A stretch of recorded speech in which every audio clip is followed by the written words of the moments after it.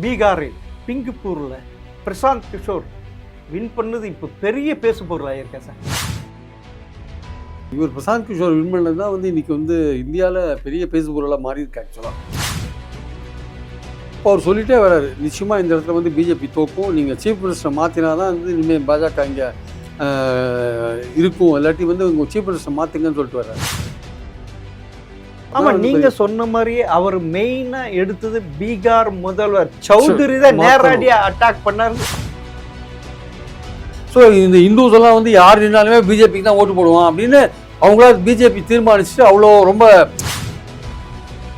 இன்னும் வரப்போகிற எலெக்ஷன்ஸில் இந்த ராமர் கோயில் பிரச்சனைகள்லாம் பெருசாக போயிட்டு இருக்கு. அப்போ 2020 சட்டமன்ற தேர்தல் ஊபி பெரிய பிப்ரவரியில் வரப்போகிறது ஊபி எலெக்ஷன்ஸ். அங்கே இந்த ராமர் கோயில் காணிக்கை விவகாரம்லாம் பெருசாக பேசப்படும் ஆக்சுவலாக. திமுக வாழ்த்து சொல்லியிருக்கு பிரசாந்த் கிஷோர். ஆமா சார், ஆமா ஆமா, ஸ்டாலின் பிரசாந்த் கிஷோர் சொல்லியிருக்காரு.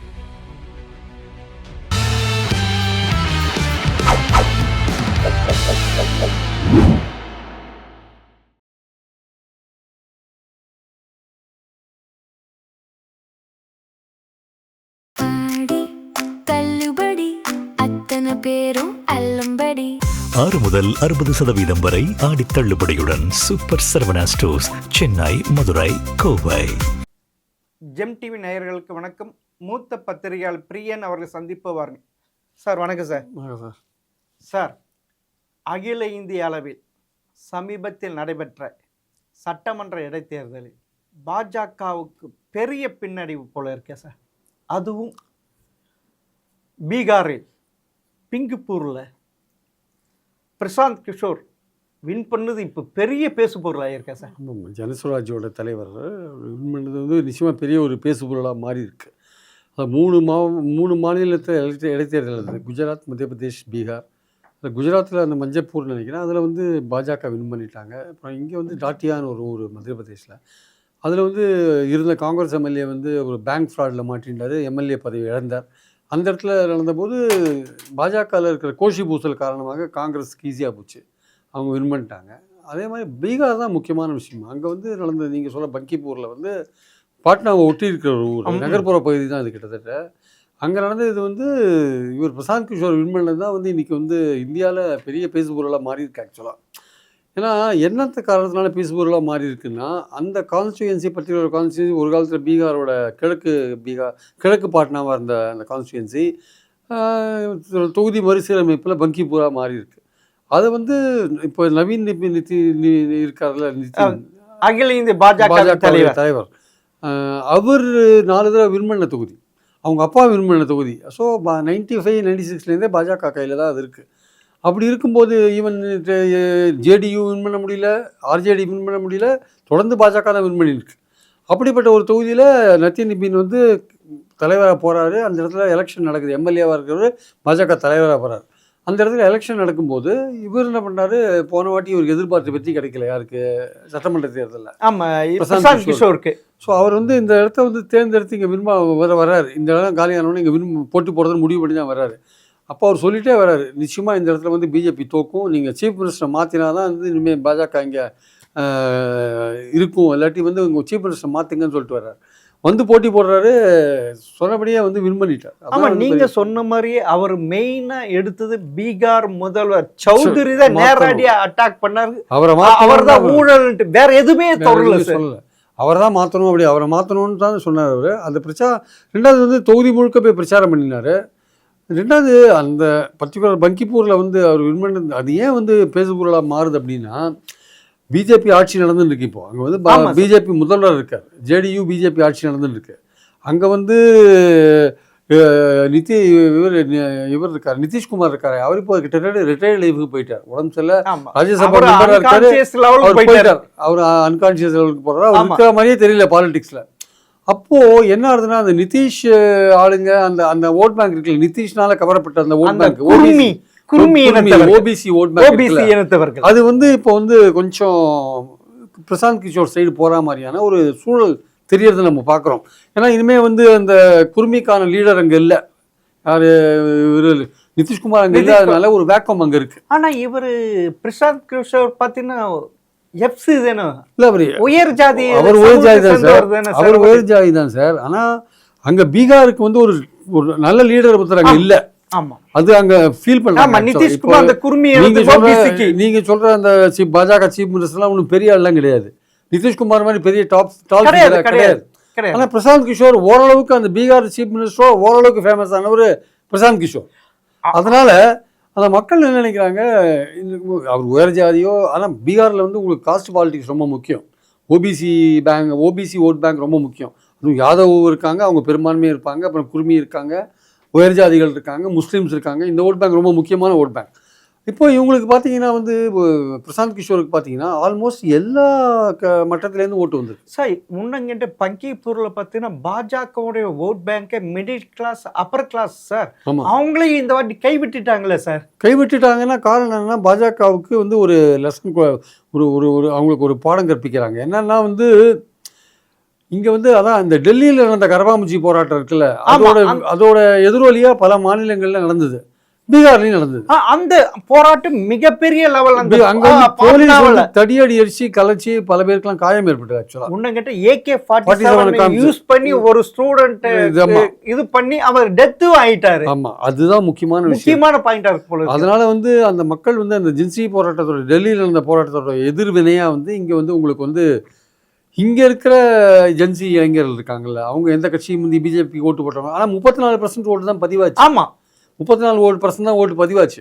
ஏன்னா ஏற்கனவே பிஜேபிக்கு போட்டிருந்தவங்க ஒன்று வேற கட்சிக்கு போட விருப்பம் இல்லாமல் போட வரல. அது முக்கியமான விஷயம். நான் பாஜக போட்டேன், ஆனால் பாஜக பிடிக்கல எனக்கு. ஆனால் இந்த வாட்டி ஓட்டே போல அப்படின்னு அப்படி இருந்துட்டானுங்க. ஆனால் போல வந்தவங்க என்ன பண்ணானுங்க, பிரசாந்த் கிஷோருக்கு போடலாம், பிஜேபிக்கு ஒரு பாடம் கற்பிக்கணும்னா 34% பதிவாச்சு. ஆக்சுவலா முன்னகிட்ட பிரசாந்த் கிஷோர் அங்கே போட்டியில் போனால் ஏறக்குறைய 20லேருந்து 24% தான் வந்திருக்குன்னு சொல்றாங்க சார். அதுவும் அந்த நிலைமை கூட வந்திருக்குன்னு சொல்றாங்க. ஆமா, வாக்கு சதவீதம். கண்டிப்பா. அதாவது என்ன பாயிண்ட் எல்லாம் வந்து பாஜகவை பற்றின மக்களுடைய பார்வையில் வந்து ஒரு மாற்றம் வந்திருக்கான்றது முக்கியமான கேள்வி. இப்போது இந்த ஜென்சி இளைஞர்கள் அல்லது இப்போ இருக்கிற இளைஞர்கள் அவங்களுக்கான வேலை வாய்ப்புகள் போன்ற விஷயம், அப்புறம் நீட்டு இந்த எக்ஸாம் நடத்துறதுல கொஸ்டின் பேப்பர் அவுட் ஆகுது போன்ற பல விஷயங்கள்லாம் பார்த்தீங்கன்னா, ஸோ இப்போ இருக்கிற லெவலில் வந்து அந்த ஜென்சி போராட்டம் வந்து ஒரு மோடிக்கு எதிரான ஒரு மனநிலை, பாஜகவுக்கு எதிரான ஒரு மனநிலையை மக்கள்கிட்ட கொண்டு வந்திருக்கா அப்படின்ற கேள்வி தான் முக்கியம் எழுது. ஆக்சுவலாக அதோடைய எதிரொலியை தான் பிரசாந்த் கிஷோர் வின் பண்ணியிருக்காரா, இது வந்து ஒரு பாடம், டெல்லியில் பாஜகவுக்கு ஒரு பாடம்னு அவங்க சொல்கிறாங்க. ஆக்சுவலாக it is a lesson to the BJP அப்படின்றாங்க. அப்போ பிஜேபி வந்து தங்களை திருத்திக் கொள்ள வேண்டிய கட்டாயத்தில் இருக்கு. நம்ம வந்து ஒரு ஓட் பேங்கை நம்ம உருவாக்கிட்டோம், நம்ம ஒரு மத ரீதியான ஒரு ஓட் பேங்க், இந்து ஓட் பேங்கை ரெடி பண்ணிட்டோம், ஓபிசி ஓட் பேங்க் ரெடி பண்ணிட்டோம். நம்ம என்ன பண்ணாலுமே, நம்ம எப்படி இருந்தாலுமே, நம்ம யாரை போட்டாலுமே வந்து வின் பண்ணுவான். அவங்க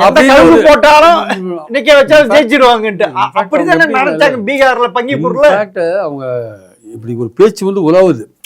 எந்த நாயை நிக்க வச்சாலும் ஜெயிச்சிருவாங்க, பிஜேபி தரப்புல பேசினா மாதிரியான ஒரு பதவி இருக்கு. அதுதான் பிரசாந்த் கிஷோர் தரப்புல பிரச்சாரம் பண்ணப்பட்டு, பிஜேபி இப்படிலாம் பேசுறாங்க, நாங்க எந்த நாயை நிக்க வச்சாலும் ஓட்டு போட்டுருவாங்க அப்படின்னா, அப்போ ஓட்டரை வந்து நீங்கள் டேக்கன் ஃபார் கிராண்டடாக எடுத்துக்கிறீங்க. நீங்கள் அவன் வந்து மத ரீதியாக நீங்கள் கன்சால்டேட் பண்ணிட்டீங்க, அவனை இந்து முஸ்லீம் அது இதுன்னு கன்சால்டேட் பண்ணிட்டீங்க. ஸோ இந்த இந்துஸ் எல்லாம் வந்து யார் நின்னாலுமே பிஜேபிக்கு தான் ஓட்டு போடுவான் அப்படின்னு அவங்களா பிஜேபி தீர்மானிச்சுட்டு அவ்வளோ ரொம்ப ரொம்ப திமிரா இருந்துட்டாங்க அப்படின்ற மாதிரி ஒரு பேச்சு வந்து அங்கே தொகுதியில் வந்துடுச்சு. ஆக்சுவலாக சார் இப்போ பிஜேபி போகிறத பார்த்தா அப்படி காங்கிரஸ் பாதிப்பு அப்படி அதுக்கு எந்த ஒரு மாநிலத்தை பெரிய லெவலில் தலைவர் உருவாக்க இல்லாம போறாங்களா, அதுவும் ஒரு காரணம் இல்ல. மாநிலத்தில் தலைவர் உருவாகிறத மோடியோ அமித்ஷா விரும்புறது இல்லைங்க. மத்திய பிரதேச பட்னாவிஸையும் கொஞ்சம் அடக்கிதான் வச்சிருக்காங்க. அவர் வந்து இன்னும் கொஞ்சம் அவர் கொஞ்சம் அதிகமா பேசினாருன்னா அவர் சென்ட்ரல்ல கொண்டு ஒரு டம்மியா மந்திரியா போட்டுருவாங்க. ஆமா, அதனால மாநிலங்கள்ல யாரும் வளர்றத அவங்க விரும்பல, அது அமித்ஷாவும் விரும்பல. ஏன்னா நாளைக்கு அவங்க சேலஞ்ச் பண்ணுவாங்க அப்படின்னு. இப்போ இவங்க கர்நாடகாவில் பார்த்தீங்கன்னா எடியூரப்பாலாம் தட்டி விட்டாங்க அது கீழே. இப்போ கர்நாடகாவில் சொல்றபடி ஒரு தலைவர் அங்கே கிடையாது. இல்லை இப்படியே நீங்கள் பார்த்தீங்கன்னா யாரையுமே வளர விட மாட்டாங்க. நீங்கள் அவங்க ஆள்ற மாநிலங்களில் கூட பார்த்தீங்கன்னா குஜராத் போன்ற மாநிலங்கள் கூட டம்மிக்கு ஒருத்தர் வச்சிருப்பாங்க, அவ்வளோதான். மத்திய பிரதேஷ் போன்ற மாநிலங்களில் டம்மியாக தான் வச்சிருப்பாங்க. யாரை வேணா எப்போ வேணா தூக்கி போடுவாங்க, யாரும் கவலையே பட மாட்டாங்க. அப்படி இருக்கும்போது அவங்க என்ன நினைச்சாங்க, அமித்ஷாவும் மோடியும் என்ன நினைக்கிறாங்க, தாங்கள் தான் நம்மளை வச்சு தான் ஓட்டு போடுறாங்க, ஆர்எஸ்எஸ் கீழே வேலை செய்யணும் அதெல்லாம் பற்றி கூட அவங்க கவலைப்படல, எனக்காக தான் ஓட்டு விடுதுன்னு மோடி நினைக்கிறாரு. அமித்ஷா நினைக்கிறாரு நான் பண்ணுற ஸ்ட்ராட்டஜினால தான் ஓட்டு விடுதுன்னு அவர் நினைக்கிறார். அதனால் அந்த எண்ணம் என்னாச்சுன்னா அந்த எண்ணத்துக்கு வந்து அடி வாங்கிட்டாங்கல்ல சார், பார்லிமெண்ட் தேர்தலில் அடி வாங்கிட்டாங்க. அங்கே உத்தரப்பிரதேசத்தில் உத்தரப்பிரதேசத்துல ஆமா 2019 60 தொகுதி வின் பண்ணாங்க. 24ல 37 தொகுதி சமாஜ்வாடி 33 தொகுதி தான், 33 தொகுதி தான். ஆமா, சமாஜ்வாடி இதை விட அதிகமா சமாஜ்வாதி காங்கிரஸ் கூட்டணி மிகப்பெரிய அளவில் வெற்றி பெற்றது. ஸோ அந்த பாயிண்ட் இருக்கும்போது அது ஏற்கனவே அவங்களுக்கு ஒரு இண்டிகேஷன். அதனால தான் வந்து மறுபடியும் மோடி அங்கே போட்டு இன்னும் கொஞ்சம் அந்த இன்னும் வந்து வரப்போகிற எலெக்ஷன்ஸில் இந்த ராமர் கோயில் பிரச்சனைகள்லாம் பெருசாக போயிட்டு இருக்கு. அப்போ 2020 சட்டமன்ற தேர்தல் ஊபி பெரிய பிரச்சனை. பிப்ரவரியில் வரப்போகிறது ஊபி எலெக்ஷன்ஸ். அங்கே வந்து இந்த ராமர் கோயில் காணிக்கை விவகாரம்லாம் பெருசாக பேசப்படும். ஆக்சுவலாக அதை எப்படி அவங்க டீல் பண்ண போகிறாங்கன்னு தெரியல. இப்போ பீகாரை பொறுத்த மட்டும் வந்து நிதிஷ்குமார் தூக்கிட்டு இவங்க போட்ட ஆள் வந்து பெரிய ஆள்லாம் கிடையாது. அவன் வந்து பல கட்சிகள் மாறி வந்தவன் அந்த சீஃப் மினிஸ்டர். அந்த சௌத்ரி ஆமாம், ஆர்ஜேடியில் இருந்தவன், ஜேடியூவில் இருந்தவன். அவனை இங்கே வந்து அவனை போட்டது பாஜகவுக்கே பிடிக்கல வச்சுக்கோங்க. பாஜக இருக்கிற பலருக்கே பிடிக்கல, அவன் வந்துட்டாங்க. ஆனால் அவங்க மோடி அமித்ஷா என்னென்னா, நாங்கள் யாரை வேணால் போடுவோம், நீங்கள் கண்டுக்க முடியாது, நாங்கள் கேண்டிடேட்டாக யாரை வேணால் போடுவோம், அவங்களுக்கு மக்கள் ஓட்டு போடுவாங்கன்னு அவங்க நினைக்கிறாங்க. அந்த எண்ணத்துக்கு தான் ஒரு அடி கொடுத்துருக்காங்க பந்திப்பூர். ஆனால் இப்போ பிரசாந்த் கிஷோர் வின் பண்ணி இது பார்த்தீங்கன்னா அது ஒரு பூஸ்டா பார்க்குறாங்கல்ல, எதிர்கட்சிகள் ஒரு பூஸ்டா பார்க்குற அவர் அகில இந்திய அறிந்த முகமாவது இப்போ சட்டமன்ற தேர்தல் வரப்போது ஊபியில் அவரை வச்சு தான் முன் எடுக்க போகிறாங்க அகிலேஷ் யாதவ். அது வந்து பெரிய இடி இல்லையா சார் பாஜகவுக்கு? கண்டிப்பாங்க. அதாவது பீகாரை பொறுத்த மட்டும் ஆர்ஜேடி இப்போ இந்த எலெக்ஷன்ஸ் 3வது இடத்துக்கு ஆமா சார், அவங்க பிரச்சாரமே பண்ண போல. தேவேந்திர பிரசாத் எங்க இருக்காருன்னு தெரியல. அவர் கடைசி 2 நாள் தான் பிரச்சாரத்துக்கே போனாருன்றாங்க. அவர் போவே இல்லைன்றாங்க பிரச்சாரத்துக்கு. ஆனால் இவர் வந்து சின்சியராக பண்ணியிருக்காரு. பிரசாந்த் கிஷோர் சின்சியராக பிரச்சாரம் பண்ணியிருக்காரு. அவருக்கு என்னன்னா வந்து அந்த அப்பர் காஸ்ட் ஓட்டு கம்ப்ளீட்டாக விழுந்திருக்கு. அது தவிர ஓபிசியிலேருந்து அவருக்கு ஓட்டு விழுந்திருக்கு. இந்த இளைஞர்கள் ஓட்டும் அவருக்கு விழுந்திருக்கு. அதனால் வந்து குறைவான ஓட்டு பதிவானாலுமே அதில் பெரும்பான்மையான ஓட்டு இவர் கிடைச்சதுக்கு காரணம் இளைஞர்கள் ஓட்டு, அந்த குடும்பத்தில் இருக்கிற இளைஞர்களுடைய அப்பாவோட ஓட்டு எல்லாமே விழுந்திருக்கு. ஆக்சுவலாக எப்படி இப்போ தமிழ்நாட்டில் வந்து ஒரு சேஞ்ச் வேணும், திமுக வேண்டாம் அப்படின்னு ஒரு முடிவு பண்ணி போட்டாங்களோ, அந்த மாதிரி அங்கே பாஜகவும் வேண்டாம், ஜேடியும் வேண்டாம், ஆர்ஜேடியும் வேண்டாம்னு முடிவு பண்ணி பிரசாந்த் கிஷோருக்கு போட்டாங்க. ஆனா அதே பிரசாந்த் கிஷோர் 9 மாசத்துக்கு முன்ன நடந்த சட்டமன்ற தேர்தலில் மொத்த பேருமே தோத்து போயிட்டாங்க. யாருமே டெபாசிட் வாங்கல, வெறும் 3% வாக்கு வாங்கினாங்க. மாறி போச்சு. 9 மாசத்துக்குள்ள மாறி போச்சு. காரணம் வந்து கரப்பாம்பூச்சி போராட்டம் ஒரு காரணம். கரப்பாம்பூச்சி வந்து நாடு முழுக்க வந்து கரப்பாம்பூச்சி என்ன பண்ணிருக்குன்னா, அது வந்து மோடிக்கு எதிரான ஒரு அலையை கிளப்பி விட்டுருக்கு. ஆக்சுவலாக வந்து அதோட விளைவு தான் இது வந்து ஆக்சுவலாக இப்போ வந்து இது மோடிக்கு மிகப்பெரிய இக்கட்டான நிலைமை கொண்டு வந்து விட்டு இருக்குல்ல. ஏதோ பங்கிப்பூர் வந்து பாஜகவின் கோட்டை ஏறக்குறைய 2 சகாப்தங்கள், ஏறக்குறைய 25 ஆண்டுகளுக்கு மேல் அந்த தொகுதி அவங்க கண்ட்ரோல்ல இருந்தது. இன்னைக்கு கைவிட்டு போயிடுச்சே சார். ஆமா, நீங்க வந்து அதுவும் அந்த கோட்டையில் ஓட்டை வந்து பாஜக என்ன நினைச்சாங்க, நம்மளுடைய ஓட் பேங்க் நம்ம கையை விட்டு போகாதுன்னு நினச்சாங்க. ஆனால் அந்த மக்கள் வந்து பார்த்தாங்க, இன்றைக்கி இருக்கிற பிரச்சனையில் வந்து பாஜக நடந்துக்கிற முறை சரியில்லை அப்படின்னு அவங்க ஃபீல் பண்ணாங்க. ஸோ இளைஞர்கள் மத்தியில் இருக்கிற அந்த எழுச்சி, டெல்லியில் நடந்த விஷயங்கள், அது இந்தியா முழுக்க எல்லா இளைஞர்கள் மத்தியிலையும் ஒரு எழுச்சியை ஏற்படுத்தியிருக்குன்னு நினைக்கிறேன். அந்த வேலைவாய்ப்பு, எக்ஸாம் கண்டக்ட் பண்ணுறதுல பல குளறுபடிகள், இந்த மாதிரி விஷயங்கள். அப்போ அது தவிர டெல்லியில் நடந்த தடியடி, அந்த போலீஸுடைய வன்முறை, அப்புறம் பீகாரில் நடந்த போலீஸோட வன்முறை, பாட்னாவில் வன்முறை, இதெல்லாம் சேர்த்து இந்த இளைஞர்களை வந்து பிஜேபிக்கு எதிராக கொண்டு போயிருக்கு. ஆக்சுவலாக அவங்களுடைய ஓட் பேங்கை அவங்களை காலாவரி விட்டுருக்காங்க. இப்போ நீங்க உருவாக்கி வச்சிருந்த அந்த ஹிந்து அந்த ஓட் பேங்க் இருக்குல்ல, அதுலயே ஓட்ட விழுந்து. ஆனா சார் உன்ன கேட்ட 10 இந்து பெல்ட் இருக்கு, 10 மாநிலங்கள். அந்த 10 மாநிலம் ஒன்னும் கைவிட்டு போற மாதிரி இருக்குது இல்ல சார். மத்திய பிரதேஷ்லயும் காங்கிரஸ் வின் பண்ணி இருக்குல்ல, மத்திய பிரதேஷ் பிஜேபியோட கோட்டையாச்சு. ஆமா சார், அங்கேயும் காங்கிரஸ் வின் பண்ணி இருக்குல்ல. ஆனா இந்த ஒரு சட்டமன்ற எலெக்ஷன்ஸை வச்சுட்டு நம்ம வந்து இது மாதிரி பாஜக கம்ப்ளீட்டா வந்து ஒரு பின்னடைவை சந்திச்சிருக்கு, அது வந்து இனிமே சரிவை சந்திக்கும் நம்ம உறுதியா சொல்ல முடியுமானா அது கொஞ்சம் யோசிக்கல சார். அதே தாடியாலையும் பாஜக வின் பண்ணிக்கலாம். அங்கேயும் கோஷ்டி பூசல், ஏற்கனவே போட்டி போட்டு தோர்த்த ஒரு தலைவருக்கு அவங்க சீட் கொடுக்கல. மிஸ்ரா அவர் கொடுக்க சாலை மறியல் போராட்டம் நடத்துறாங்க. இப்போ அவங்க ஆளுங்கள்லாம் இவருக்கு பிஜேபிக்கு ஓட்டு போட்டுருக்க மாட்டாங்க. அதோட பிரச்சனை இருந்தாலுமே அங்க சீஃப் மினிஸ்டர் எல்லாம் போய் பிரச்சாரம் பண்ணாரு. மத்திய பிரதேஷ் சீஃப் மினிஸ்டர் பிரச்சாரம் பண்ணாரு. அந்த மாநில தலைவர் பிஜேபி தலைவர் போய் அங்க 2-3 நாள் உட்கார்ந்து இருந்தாரு. அப்பவும் நடக்கல. ஆனா அவர் அந்த மத்திய பிரதேச முதலமைச்சர் ஒரு யாதவ் கம்யூனிட்டி, அந்த யாதவ் கம்யூனிட்டி தான் ஒரு கட்சி. அவர் 29,000 வாக்கு வாங்கி இருக்காரு சார். ஆமா, இதுவும் பார்க்கணும் இல்ல. கண்டிப்பா. அதாவது அந்த யாதவரை இவருக்கு பாஜக ஓட்டு போடல, முதல்வர் இந்த யாதவருக்கு. ஆமா, அது ஒரு பாயிண்ட் இருக்கு. ரெண்டாவது வந்து இப்போ சாதாரண ஒரு வேட்பாளர் வின் பண்ணுறதுக்கும் பிரசாந்த் கிஷோர் வின் பண்ணுறதுக்கும் வித்தியாசம் இருக்குது. ஆமாங்க சார். ஏன்னா பிரசாந்த் கிஷோர் வந்து ஒரு படித்தவர்கள் மத்தியில், நாடு முழுக்க இருக்கிறவங்க மத்தியில் அவர் ஒரு ஸ்ட்ராட்டஜிஸ்ட்ன்ற முறையில் அவரோட பேர் எல்லாருக்குமே தெரிஞ்சது. இப்போ வந்து ஜனஸ்வராஜ் கட்சி வச்சுருக்காரு, அது வேறு விஷயம். இருந்தாலும் அவர் வின் பண்ணுறதுன்றது வந்து ஒரு நல்ல மனிதர்களை வந்து மக்கள் தேர்ந்தெடுத்துருக்காங்க. இப்போ பீப்புள் வந்து திங்க் பண்ணுறாங்க, ஜாதி ரீதியாகவோ மத ரீதியாகவோ மக்கள் திங்க் பண்ணாத ஆளை பார்த்து ஓட்டு போடுறாங்க. இந்த கவர்மெண்ட் மேலே இருக்கிற வெறுப்புக்கு யாருக்கு ஓட்டு போடணுமோ அவனுக்கு ஓட்டு போடுறாங்கன்னு அந்த ஒரு பாயிண்ட் வந்து இப்போ மக்கள் மனசில் ஒரு சேஞ்சு. கட்சியை பார்த்து ஓட்டு போடலை, ஜாதியை பார்த்து ஓட்டு போடலை, மதத்தை பார்த்து ஓட்டு போடலை, அதெல்லாம் தூக்கி அடிச்சுட்டு நேராக பிரசாந்த் கிஷோர் நல்ல மனுஷன், அவரை ஓட்டு போட்டு அவர் எம்எல்ஏவாக்கி அனுப்பணும்னு நினச்சிட்டாங்க. ஆனால் ஒரு 3 மாதத்துக்கு முன்னே ஏப்ரலில் நடந்த 5 மாநில சட்டமன்ற தேர்தல் வச்சு பார்க்கும்போது இனி பாஜகவை எதிராக எந்த ஒரு எதிர்கட்சியுமே இல்லை, எல்லாமே தோத்து போயிடுச்சு. இதனால் 2029 பாஜக மோடிக்கு எளிதாக வெற்றி பெற்றுருவார், திரும்ப பிரதமர் வருவார்ன்ட்டு அப்படி ஒரு கனவு, அதுவே தகத்து போயிடும் போல இருக்கு சார். இப்போ பிரசாந்த் கிஷோர்னால அது மட்டும் தகுந்து போல சார். இப்போ இன்னொரு திங்கிங் வந்து பாஜக இருக்குது. இந்த தொகுதி மறுசீரமைப்பு பண்ணலாமா வேண்டாமான்னு யோசிக்கிறாங்க. ஆமாம். இப்போ ஏன்னா அதை வந்து இப்போ அவசரப்படுத்தினாங்க. இப்போ இந்த பங்கிப்பூர் இந்த எலெக்ஷன்ஸுக்கு அப்புறம் தொகுதி மறுசீரமைப்பு நம்ம பண்ணணுமா இல்லை எப்படியே விட்டுலாமா, நம்ம மறுசீரமைப்பு பண்ணினா அது நமக்கு டிஸ்அட்வான்டேஜ் ஆகுமா? ஏன்னா மக்களுடைய மென்டாலிட்டி மாறி இருக்கு. மக்களுடைய மென்டாலிட்டி மாறும்போது அந்த டெமோகிராஃபி மாறும்போது, டெமோகிராஃபினா அந்த எந்தெந்த ஜாதி மதம் ஒரு குறிப்பிட்ட இடத்துல இருக்க மாட்டான், இங்கே அவன் அதிகமாக இருப்பான், இங்கே கம்மியாக இருப்பான். நீங்கள் ரீஆர்கனைஸ் பண்ணும்போது, தொகுதியை மறுசீரமைப்பு பண்ணும்போது ஒரு இடத்துல நிறையா ஒருத்தன் போவான், ஒரு இடத்துல கம்மியாக வருவான். இப்படி ஒரு ஏதாவது பண்ணி நம்ம ரிஸ்க் எடுக்கணுமா, மறுசீரமைப்பு இப்போ பண்ணணுமா? மக்கள் ஜாதியை தாண்டி மதத்தை தாண்டி பிரசாந்த் கிஷோருக்கு ஓட்டு போட்டாங்க, நம்மளுடைய ஹிந்து ஓட் பேங்க் அடி வாங்கியிருக்கு. அப்போது நாடு முழுக்க என்ன மாதிரி நிலைமை வரும்னு அவங்க யோசிக்கிறாங்க.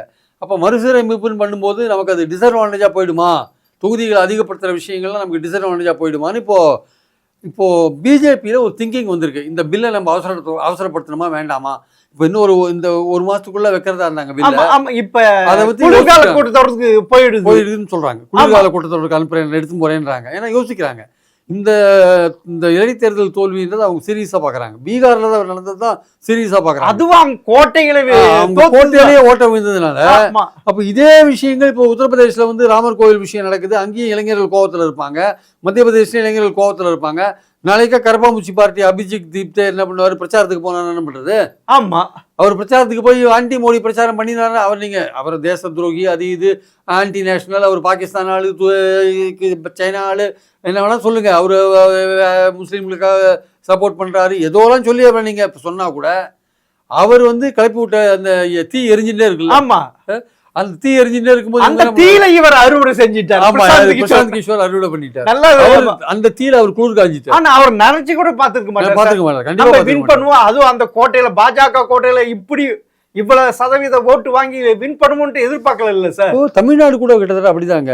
விஜய் வந்து ஓட்டு வாங்குவார் நினைச்சாங்களே தவிர இந்த மாதிரி 107 வாங்குவார் நினைக்கவே இல்லை. ஆமா, 35% வாக்கு 20 வாங்குவார் நினைச்சாங்க. 35 வரையும் போய் 107 இடங்கள் வாங்கிட்டார்ல. ஆமா, அப்போ பீப்புள் ஆல் ஓவர் இந்தியா இருக்கிற ஆட்களை மாத்தணும்னு நினைக்கிற ஒரு மென்டாலிட்டி மக்களுக்கு வந்திருக்கு. ஆமா, இப்ப ஒரு புது அரசு கொண்டு வரணும், புது கவர்மெண்ட் கொண்டு வரணும். மத்தியில வந்து பழைய ஆட்கள் வெளியே அனுப்பிச்சிடலாம். மத்தியில வந்து 15 வருஷம் ஆயிடும் சார். பிஜேபி வந்து 15 வருஷம் ரொம்ப லாங் பீரியட். ஆமா, அப்போ ஒரு சேஞ்ச் வேணும்னு மக்கள் நினைக்கிறதுக்கான வாய்ப்பு இருக்குன்றதா இந்த இடைத்தேர்தல் சொல்லுது ஆக்சுவலா. ஆனா முன்னங்கிட்ட மோடியுடைய இமேஜ் குறைஞ்சுதானே வருது சார். 2014 பாத்தீங்கன்னா 282, 2019 பாத்தீங்கன்னா 303. ஆனா 2024 எவ்வளவு சார்? 240 தானே. என்ன புடி கழுத்து வந்து நிக்குது தானே, கூட்டணி இது. அதுவே அவங்க எப்படி எப்போ மற்ற கட்சிகளை உடைச்சி அங்கேருந்து ஆளுங்களை இழுக்கிறது தான் அவங்க வேலையா இருக்கு. அவங்க ஜெயிக்கிறது வேலையா இல்ல. யாரை உடைக்கலாம், ஷிண்டேவை உடைக்கலாமான்னு பாக்குறானுங்க, அங்க திரிணாமுல் காங்கிரஸ் உடைக்கிறானுங்க, அகிலேஷ் யாதவ் உடைக்கிறாங்க, யார வேணா ஆம் ஆத்மி உடைச்சு 7 பேரை கூட்டிட்டு வந்துட்டானுங்க. அதனால அவங்க வந்து எலெக்ஷன்ஸ்ல வின் பண்றது முக்கியம் இல்ல, எலெக்ஷன்ல வின் பண்ணி வர மத்த கட்சியால எப்படி உடைச்சு இழுத்து வரதான் பாக்குறாங்க. இல்ல, எதுக்காவது உடைச்சாங்க? தொகுதி மறைவு இப்ப கொண்டு வந்து காமிக்கணும்ன்றதுதான். இப்போ நிலைமை என்னன்னா, அந்த தொகுதி மறுசீரமைப்பை கொண்டு வரலாமான்னு யோசிக்கிறாங்க. ஆமா, அந்த லெவலுக்கு போயிட்டாங்க. அதுவே நம்மளுக்கு பேக் ஃபயர் ஆயிடும்னு பயப்படுறாங்க. இப்படியே 545 தொகுதி இப்படியே வச்சு 2020 இதுலயே விமன் ரிசர்வேஷன் பண்ணிட்டு இதுலயே ஓட்டலாமான்னு நினைக்கிறாங்க. ஆமா, அதுதான் இப்போ வந்து பாஜகவோட திங்கிங்காக இருக்குது. 29 எலெக்ஷன் 543 பேரோடய கடந்துடலாமா, இல்லை மறுசீரமைப்பு பண்ணினால் அதில் நமக்கு டிஸ்அட்வான்டேஜாக போகுமா? ஏன்னா அவங்க ஓட் பேங்க் வந்து அந்த மத ரீதியாக வளர்த்த ஓட் பேங்க்லேயே ஓட்ட விழுது அப்படின்னா, நாளைக்கு மக்கள் உண்மையான பிரச்சனைகளை பார்த்து ஓட்டு போடும்போது இந்த மதத்தெல்லாம் தூக்கி பின்னாடி வச்சிட்டாங்கன்னா என்ன பண்ணுறது? எனக்கு வேலை வாய்ப்பு, நீ நடத்துகிற கவர்மெண்ட் சரியில்லை, விலைவாசி உயர்வு, வேறு பல விஷயங்கள், இல்லைப்பா நீ 15 வருஷம் இருந்துட்ட போரும், நீ ஆண்டது போரும், கொஞ்சம் இடத்த காலி பண்ணு அப்படின்னு சொன்னால் என்ன பண்ணுறது அப்படின்னு அவங்களுக்கு ஒரு திங்கிங் வருது. அதனால அந்த மறுசீரமைப்பையும் தள்ளி போடலாமான்னு யோசிக்கிறாங்க. சார் முன்னங்கிட்ட கரப்பாம்பூச்சி நடத்தின போராட்டத்தில் அதிகமாக கலந்து கொண்டு பாஜக ஆதரவாளர்கள் தானே சார். அதே மிடில் கிளாஸு அந்த இளைஞர்கள் அவங்க ஓட்டு போட்டவங்க தான் சார் வந்தாங்க.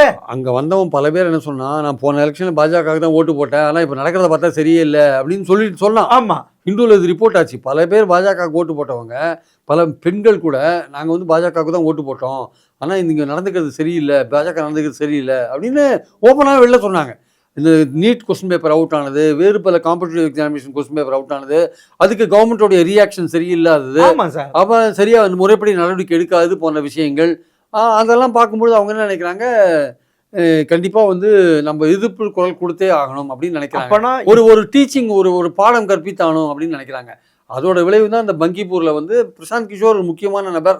அவர் கொஞ்சம் ஃபேமஸாக இருக்கிறதுனால அவர் உயர் ஜாதியாக இருந்தால் கூட எல்லா ஜாதியும் மதத்தை சேர்ந்தவங்க அவர் ஓட்டு போட்டார். அப்போனா அவரை முன் வச்சு இந்த மாநில கட்சிகள் அவர் பின்னாடி போகிறதுக்கு வாய்ப்பு இருக்கா சார்? அப்படி ஒரு மூன்றாவது அணி உருவாக்கி காங்கிரஸ் தனியாக விட்டு இப்போ ஏன்னா பிரசாந்த் கிஷோர் அங்கேயே இது பண்ணிட்டு இப்போ மம்தா பானர்ஜி போகலாம், ஸ்டாலின் போகலாம், பிஜு பட்நாயக் போகலாம், ஜெகன்மோகன் ரெட்டி போலாம், இல்ல அவருடைய போலாம், இல்ல அவர் வந்து உத்தவ் தாக்கரே போலாம். இல்லைங்க, இந்த இந்தியா கூட்டணியில் இருக்கிற பல கட்சிகள் பேர்ல ஊழல் குற்றச்சாட்டுகள்லாம் நிறைய இருக்கு.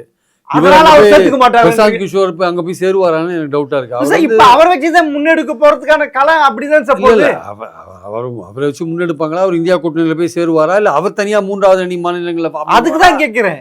அவர் இந்தியா கூட்டணியில காங்கிரஸோட அவர் சேருவாரான்னு எனக்கு டவுட்டா இருக்கு. காங்கிரஸ் அவரை சேர்த்துக்கல, முதல்ல காங்கிரஸுக்கு போறதா அவர் இருந்தது. ஆமா, ஆனா ஏதோ ராகுல் காந்தி கடைசி நிமிஷத்துல அவர் சேர்க்காத விட்டாரு.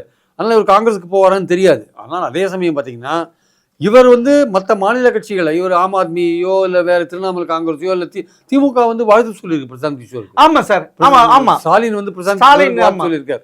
அப்போ இதெல்லாம் என்ன காமிக்குதுன்னா, இந்த மாநில கட்சிகள்லாம் ஒன்றாறதுக்கான ஒரு வாய்ப்பை வந்து எலெக்ஷன்ஸ் போது எடுப்பாங்களோ. காங்கிரஸ் வந்து எதிர்கட்சிகளை மதிக்காது இருக்கு. அது திரிணாமுல் காங்கிரஸையும் மதிக்கல, அது திமுகவையும் மதிக்கல. இப்போ பாருங்க, சரத்பவாரோட அந்த அஜித் பவாரோட ஒய்ஃப் வந்து டெப்டி சீஃப் மினிஸ்டர், அவங்கள வந்து ஏதோ சொல்லி காங்கிரஸ் இப்போ பிரச்சனையில் மாட்டின்ட்டான். என்சிபி ஆட்கள்லாம் இப்போ முறைச்சிப்பாங்க போல் இருக்கு.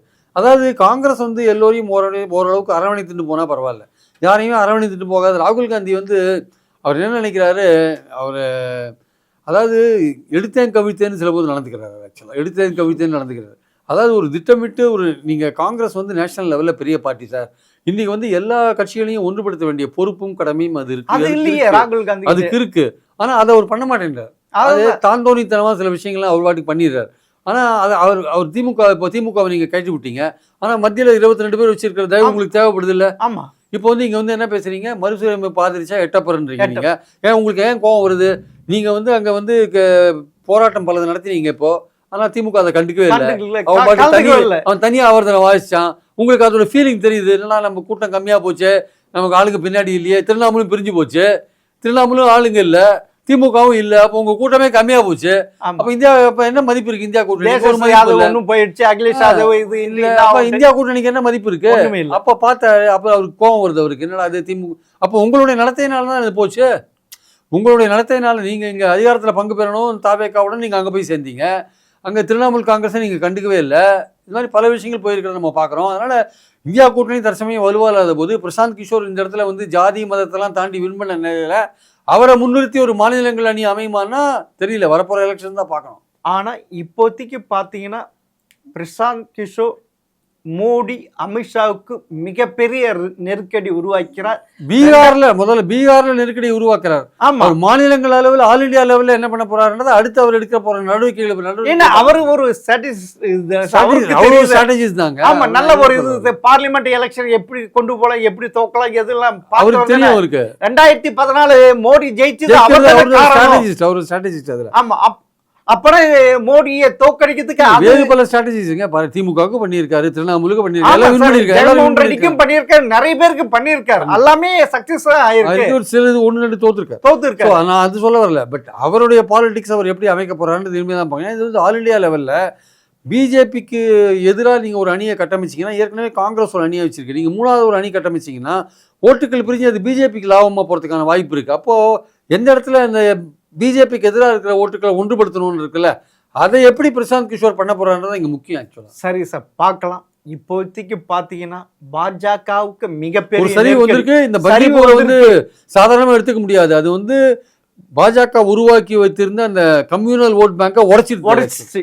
அந்த ஹிந்து முஸ்லிம் அந்த core vote bank, bank-அ அப்புறமா உடைச்சிருச்சு. இந்தி பெல்ட்ன்ட்டு ஒரு இதுவும் அது உடைஞ்சு உடஞ்சு போச்சு. போயிருக்கு. அது வந்து வெறும் அந்த எம்எல்ஏ கான்ஸ்டியூன்சிக்கு மட்டும்தானா, இல்ல அது நார்த் இந்தியா முழுக்க அது அப்ளை ஆகுமான்றது வரப்போற காலத்துல தான் தெரியும். வரப்போற பிப்ரவரியில் நடக்கிற எலெக்ஷன்ஸ்ல அந்த தெரியும். பீகார், பஞ்சாப், கோவா, பீகார், குஜராத், உத்தரப்பிரதேஷ், குஜராத், சாரி கோவா, ஊபி, அதெல்லாம் ஆமா. அந்த 5 மாநில எலெக்ஷன்ஸ்ல தெரிஞ்சிடும். அது குறிப்பா ஊபி இந்தி யூபி, பெல்ட், ஆமா, குஜராத், குஜராத் இந்தி பெல்ட், கோவாவோ கோவா. அதேதான், அவங்கதான் ஆமா. எல்லாமே அவங்களுடைய ஆட்சி தான். ஆட்சியில இருக்கிறது. ஆமா, பார்ப்போம் சார், பொறுத்து இருந்து பார்ப்போம். பிரசாந்த் கிஷோர் மிகப்பெரிய நெருக்கடி உருவாக்கி விட்டார் மோடிக்கு. 2029 எப்படின்னு தெரியல, பொறுத்து இருந்து பார்ப்போம். மிக்க நன்றி சார். Thank you sir.